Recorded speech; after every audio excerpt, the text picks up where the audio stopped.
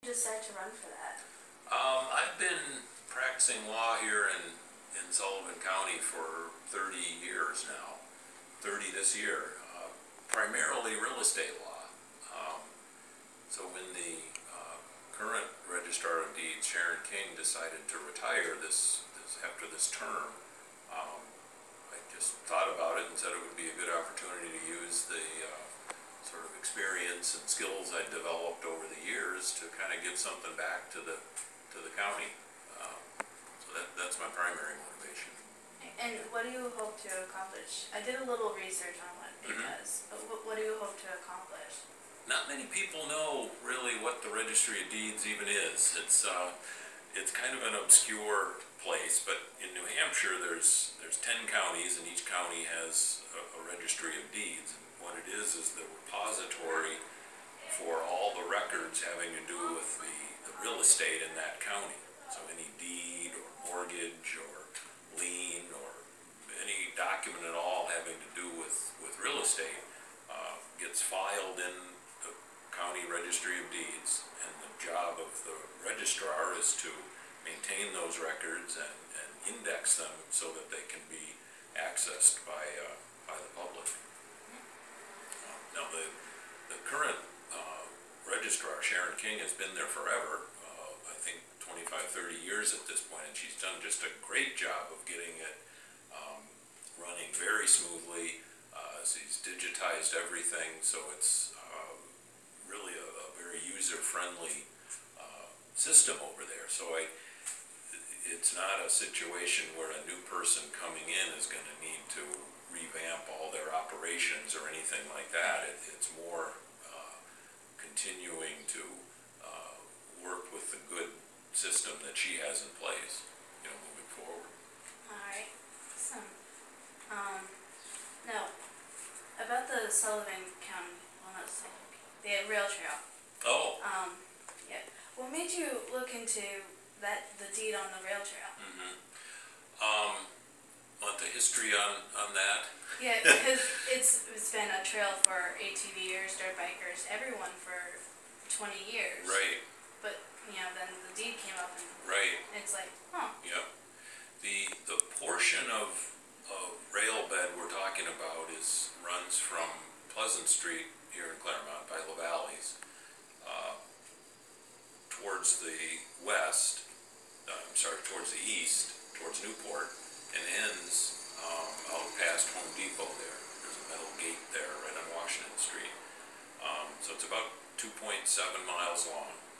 From that point all the way over to Newport, it's state-owned, so there's no restrictions on the use out there. But there's always been concern in town about what the proper uses were, given the type of federal money that was used to buy the city rail trail. It was just unclear for people. So basically I just asked the question, what's supposed to be going on here? The city attorneys looked into it, and the council eventually agreed that, or came to the conclusion that the motorized wheeled vehicles were prohibited. So snowmobiles and bicycles and walkers and runners and pedestrian kind of traffic is the allowable use, given the type of money that was apparently used to purchase it. Alright, but doesn't having ATVs and dirt bikes no longer allowed on that impact the community's, sales, business-wise, because ATVers used to buy gas and food. Yep. So it affects the economy. Couple of things. That's certainly one of them, is the impact on the stores and restaurants and services, primarily in that section of Washington Street where they have used to ride.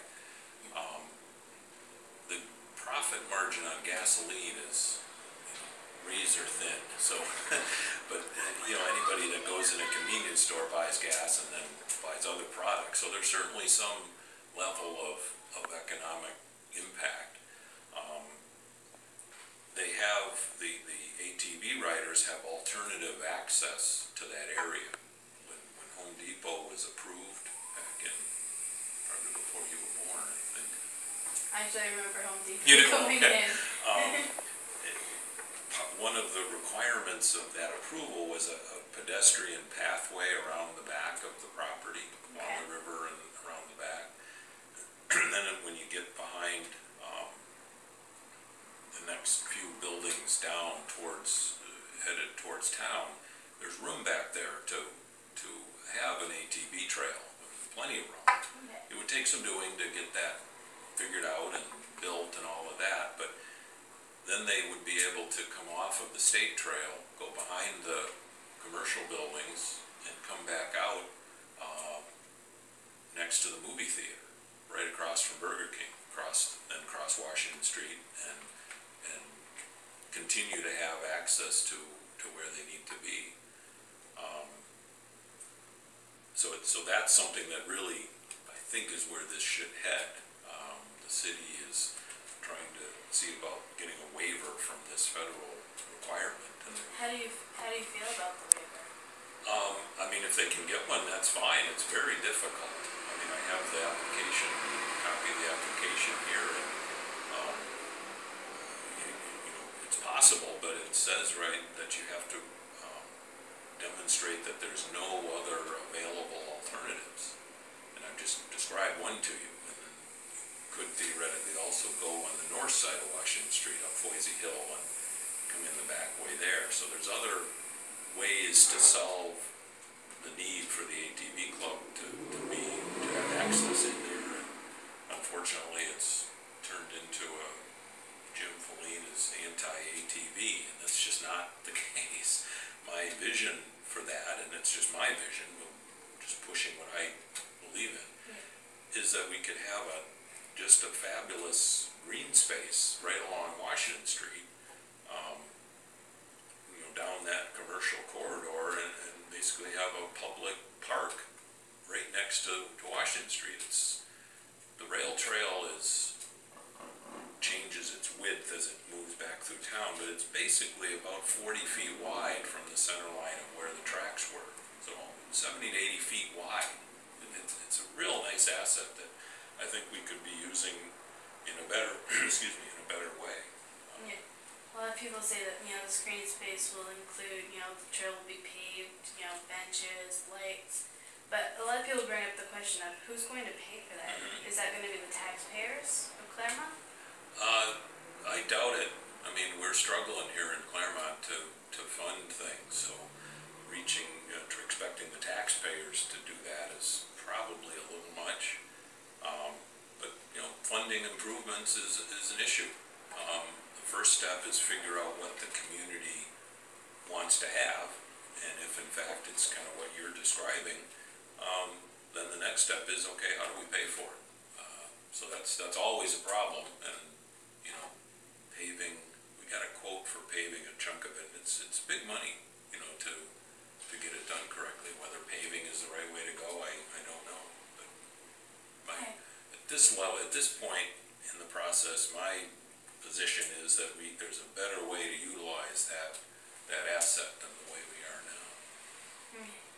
A lot of ATVers probably don't know about the path behind, old Home Depot and all those buildings. Yeah. And they also are worried because, where the trail is stopped and where it starts again is so far, they have to take their car. They have to load up their ATV or dirt bike again. You mean to get into Arrowhead? Oh, Arrowhead's closed, but to get up past Arrowhead to re-go on the trail, they were a little worried about that. Oh, sure. No, and the Sullivan County ATV Club is full of very dedicated people. They're good folks. They spend a lot of money on their sport. They're passionate about it. They spend a lot of their own time fixing trails. I mean, they're great people.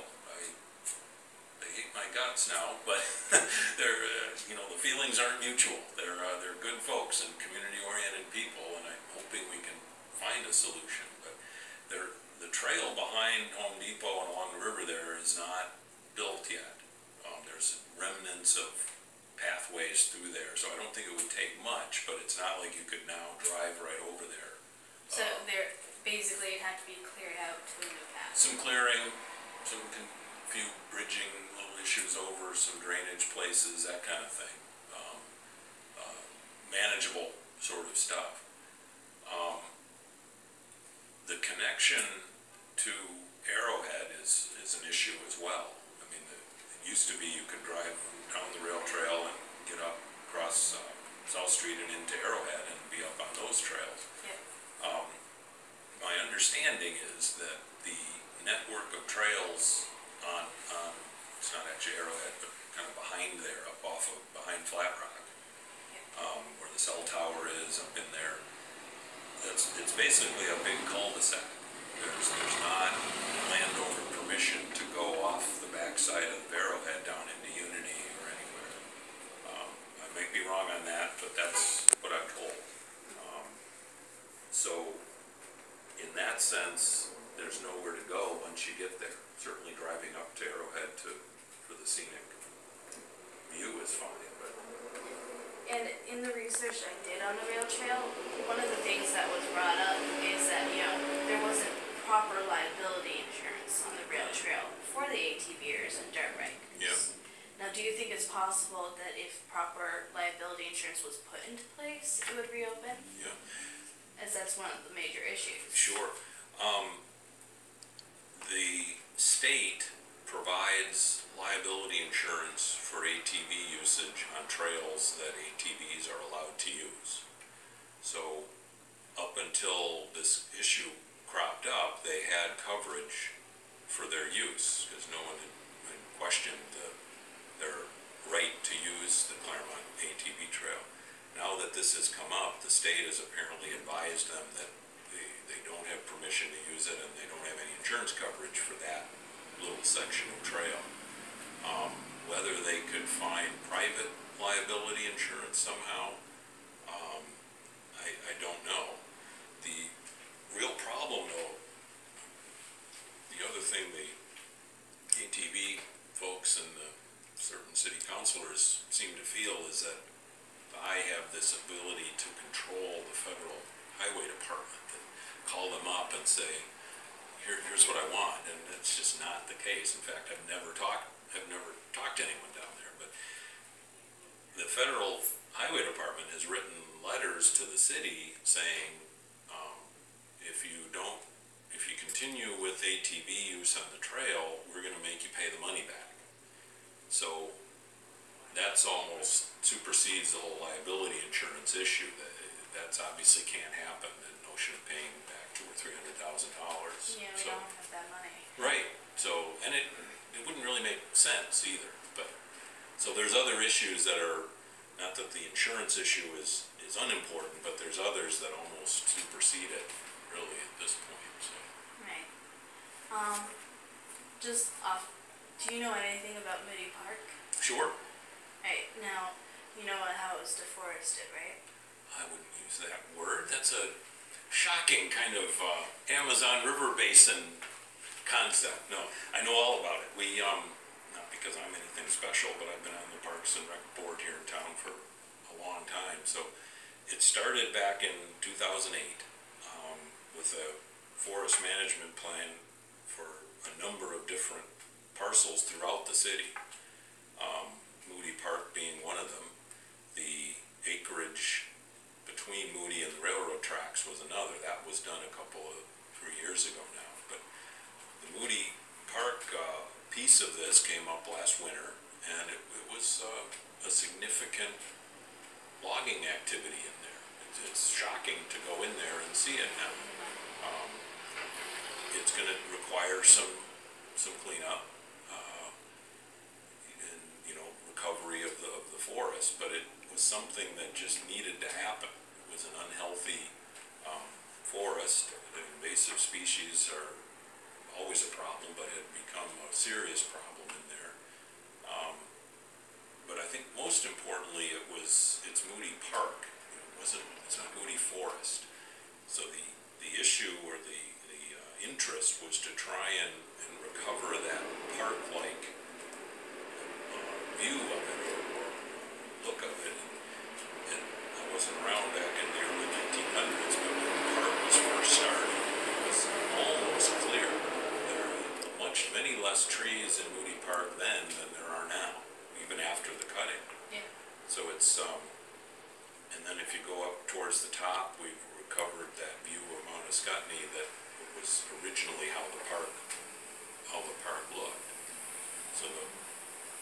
logging operation generated some money, and we're in the process, the Parks Department is in the process of hiring a trail creation company that will come in and analyze the parcel and the water flows and the terrain, and give us a plan of constructing new trails. So we had a system of kind of single track trails through the forest before, but now we can really have a chance to step back and think about it and design something that's make a connecting network. Interconnecting network of trails throughout the whole area there that really is planned instead of just random. So. But I was under the impression that Moody Park was given as a gift, never to be cut. I mean, never to be logged. It was a gift, and it had, I've got the deed somewhere here, it was a gift, and it has to be always used as a park, you know, for recreational purposes. I'm not aware of any prohibition on logging. The Parks Public Works Director, I think, would argue that this wasn't logging, it was forest management. And maybe it's semantics, but, you know, it wasn't intended to log off a parcel to make money on the wood. It was a selective cut. So for instance, they left, any hardwood tree was left. They cleaned out the pines. A logger would take the hardwoods because that's where the value is. Right. When I found out about the cutting of the trees to, you know, protect the forest, they said that they were leaving the debris because it wasn't cost effective. What's your view on that? I don't know. There does seem to be a lot more logging slash in there than I was thinking there would be. Perhaps that was the intent all along, that that's what we would end up with, but it's left us a pretty good cleanup job to do, which, you know, it's not a disaster, it's going to happen, but it is more than I thought there would be. But I wasn't involved in negotiating the contracts or anything, so there may be more to that story than I know. And they plan on redoing the, you know, forest management plan in another 10 years, right? Yes. Even though it takes like more than 24 years with trees to grow to maturity. Right.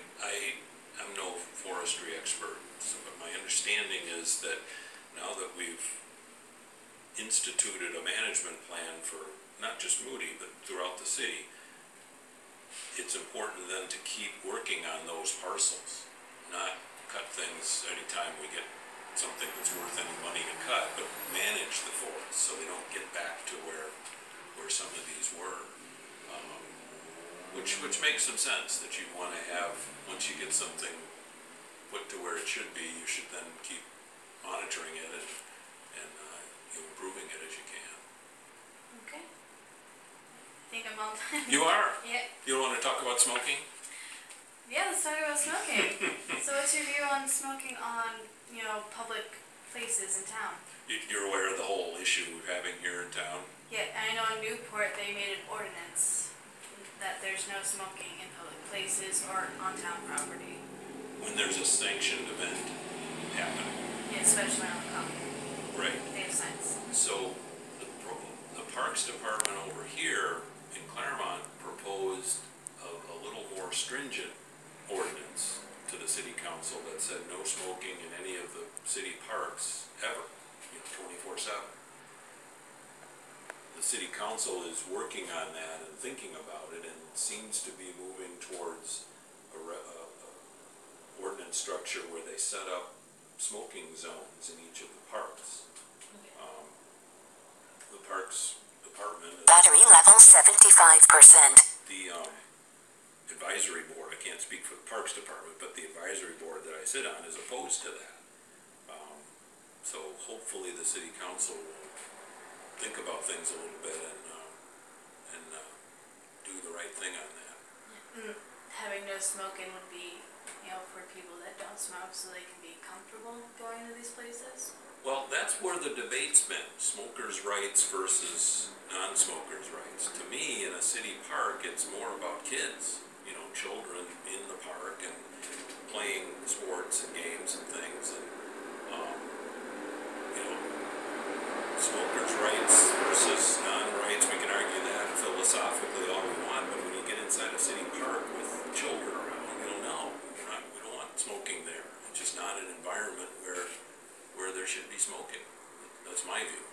Yeah. I mean, personally, I don't like smoke around kids. Mm-hmm. But, you know, like in Moody Park, they got that playground. Right. Right at the very bottom. Mm-hmm. You know, kids usually hang out there. Mm-hmm. Like near the top, like I don't really see kids there. I mean, should smoking be allowed at like the top of Moody Park? Yeah, it starts to not become. On the bottom? Sure. No, it starts to become a little less,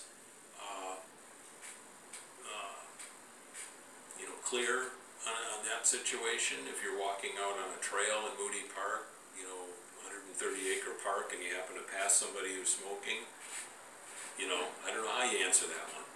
The picnic area at the top is an open grass field with the stone building there and the picnic tables. Whether we want smoking allowed there,